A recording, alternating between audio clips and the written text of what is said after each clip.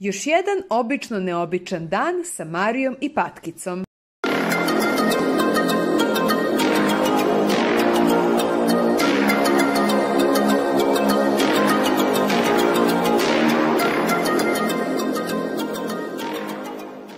Šta to radi s Patkicom?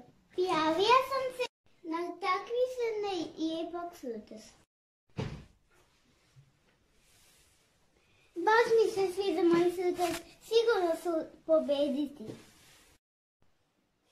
Ona bi da pobedi, pa neće. Imam ideju.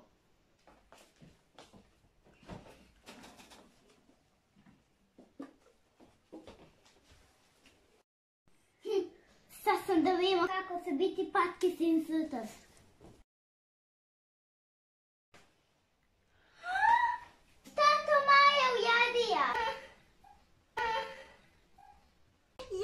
Čujem Patkicu kako paše. Ipak nisam taba da upopastim njen sutrac. Znam šta su da ujedi. Nasreta su mene i nu u sisu. Biće to najljepši sutrac. I ujutru. Pobudi se Patkice, ide su vitis. Ne, su... pokvaja mi si sutrac. Ne brini, nasrta sam ti novi. Ti si najbolja sestra. Volim te, Patkice. Posle vrtića.